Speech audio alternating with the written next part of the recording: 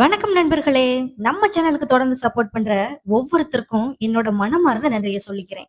இன்று நான் உங்களுக்காக சொல்ல போற கதை ஆயிரக்கணக்கான ஆண்டுகளா உலகத்துக்கே அறிவை கற்றுக் கொடுத்த ஒரு ஞான புத்தகத்திலிருந்து. ஆம் நண்பர்களே, இன்று நாம் ஆரம்பிக்க போகிற கதை பஞ்சதந்திர கதைகளில் முதல் பகுதியான நட்பு பிளவு. ஒரு நட்பு எப்படி உருவாகிறது, எப்படி உடைகிறது, யார நம்பணும், யார நம்ப கூடாது, எப்போ நம்முடைய வாழ்க்கையில் இருக்கிறவர்களே நமக்கு ஆபத்தா மாறுவாங்கன்னும் பெரும்பாலான கதைகள் பொழுதுபோக்கு மாதிரி இருக்கும். ஆனா இந்த கதை நட்பில் நம்பிக்கையோ பொறாமையோ எப்படி நஷ்டம் செய்யும் என்பதை கற்றுக் கொடுக்கும். இன்றைய கதை ஒரு சிங்கமும் ஒரு எருதும் நண்பர்களாகி அந்த நட்பை பொறாமையால் உடைக்க முயற்சித்த இரண்டு நரிகளை பற்றியது. நம்ம வாழ்க்கையிலும் நட்பு உடைக்கும் மூன்றாவது நபர்கள் இருக்கலாம். நம்பிக்கை இல்லாமல் நம்முடைய நட்பில் பொறாமை நுழைந்தால் அது மிகப்பெரிய நஷ்டத்தை ஏற்படுத்தும். இந்த கதை அதை நேரடியா நமக்கு கற்றுக் கொடுக்குது. வணக்கம் and welcome to stories Galaxy. நான் உங்கள் நவி.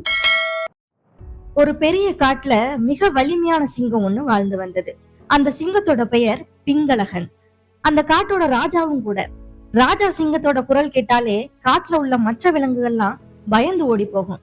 அந்த அளவுக்கு சக்தியான குரல்னு சொல்லலாம். பிங்களகனுக்கு கீழே தமனகா கரடகான்னு இரண்டு நரிகள் ஆலோசகர்களா வேலை பார்த்தாங்க. ராஜா சிங்கம் என்ன செய்யணும், காட்டை எப்படி வழி நடத்தணும்னு, அதாவது அறிவுரை கொடுக்கும் நண்பர்கள் மாதிரியும் ராஜா சிங்கத்துக்கு மந்திரிகளாகவும் வேலை பார்த்து வந்தனர்.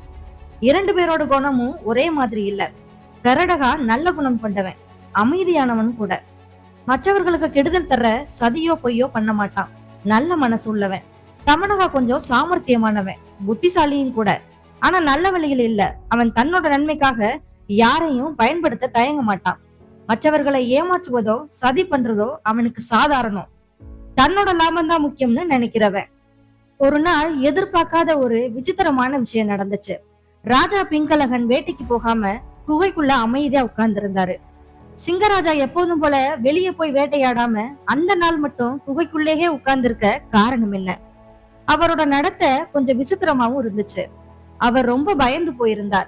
சிங்கராஜா என்றாலே துணிச்சலான ஒரு விலங்கு. ஆனால் அந்த நாள் மட்டும் ராஜா சிங்கத்துக்கே வரக்கூடாத அளவுக்கு ஒரு பயம் அவர் முகத்துல தெரிஞ்சது.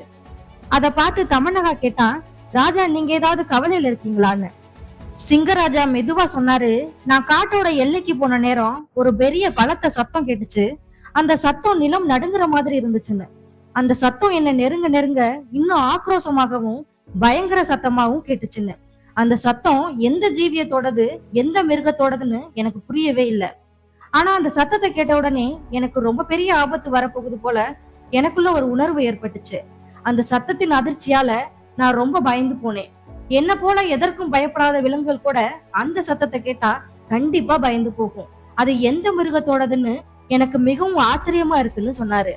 கரடகா சிங்கராஜாவிடம் சொன்னா, ராஜா அந்த சத்தம் என்னன்னு நேரில் போய் பார்த்து வரலாமேன்னு நல்ல மனசோட கேட்டான். ஆனா தமனகா இத ஒரு சந்தர்ப்பமாக பார்த்தான். இத அவனோட செல்வாக்க இன்னும் அதிகமாக்க ஒரு நல்ல வாய்ப்புன்னு நினைச்சுக்கிட்டு ராஜா சிங்கத்துக்கிட்ட சொன்னான், ராஜா நான் போய் பார்த்து வரேன்னு சொல்லிட்டு காட்டுக்குள்ள போனான். அவன் ரொம்ப நேரமா நடந்துகிட்டே இருந்தான். தமனகா அந்த சத்தத்தை நெருங்க நெருங்க இன்னும் அதிகமா கேட்க ஆரம்பிச்சது. அப்போ அவன் எதை பார்த்தான் தெரியுமா?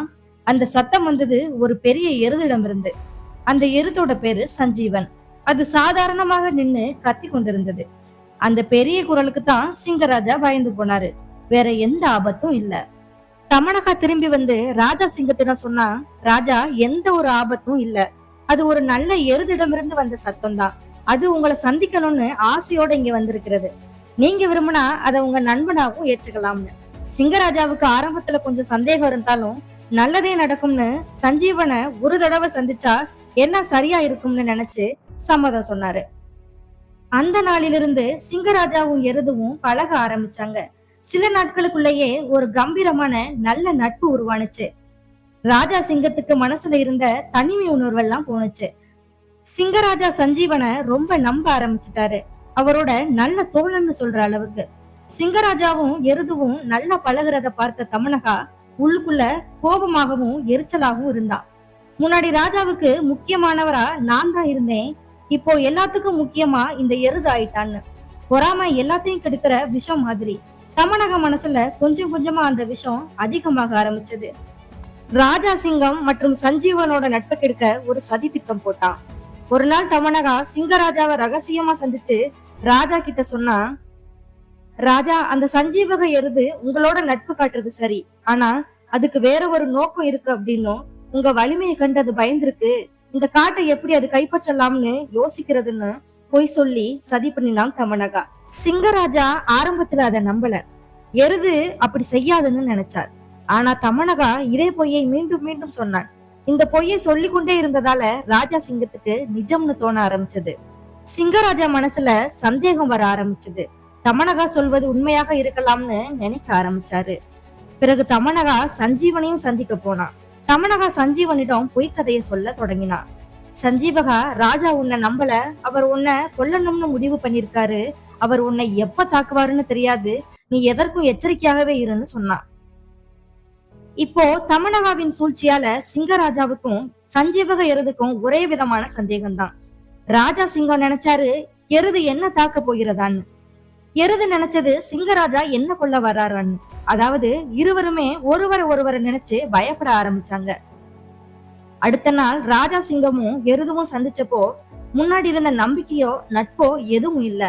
அதுக்கு பதிலா ஒரே சந்தேகம் மட்டும்தான் இருந்தது. சஞ்சீவக எருது மனசுல ராஜா சிங்கம் என்ன கொல்ல வந்திருக்காரான்னு பயப்பட ஆரம்பிச்சான். சிங்கராஜா மனசுல இந்த எருது என்ன தாக்க வந்திருக்கான்னு நினைச்சாரு. சில வினாடிகள் இருவரும் அமைதியா இருந்தாங்க. ஆனா அவங்களோட பயமும் சந்தேகமும் அவங்கள சண்டைக்கு தூண்ட ஆரம்பிச்சது. சிங்கராஜா ரொம்ப வலிமையோட இருந்ததால சஞ்சீவக எருது எவ்வளவு முயற்சி பண்ணினாலும் ராஜா சிங்கத்தை சமாளிக்கவே முடியல. கடைசியில சஞ்சீவக எருது பலவீனமா கீழே விழுந்தது.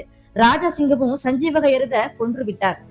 சண்டை முடிஞ்சதும் தான் சிங்கராஜாவுக்கு உண்மையெல்லாம் தெரிய வந்துச்சு.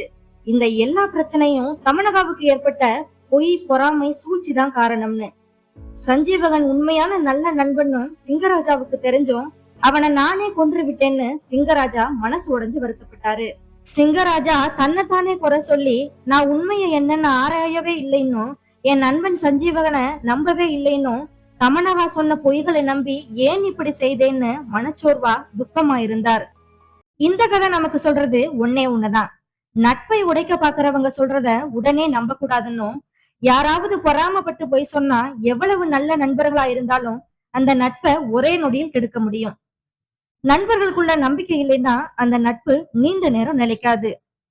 நம்மை சுற்றியுள்ள அனைவரும் நல்லவர்களா இருப்பாங்கன்னு இல்ல. சிலர் நம்முடைய நட்பை வளர்க்கவும் வரலாம், இன்னும் சிலர் அழிக்கவும் பிரிக்கவும் வரலாங்கிறத இந்த பஞ்சதந்திர கதையில முதல் பகுதியான நட்பு பிளவுங்கிற கதை நமக்கு உணர்த்துது. இந்த கதை உங்களுக்கு பிடிச்சிருந்தா லைக் பண்ணுங்க. இந்த கதையை பற்றிய உங்களோட கருத்துக்களை கமெண்ட்ல சொல்லுங்க. மற்றும் இந்த கதையை பற்றி தெரியாத உங்களோட நண்பர்களுக்கு ஷேர் பண்ணுங்க. அடுத்த கதையில நான் உங்களை வந்து சந்திக்கிறேன். And still bye from Navi.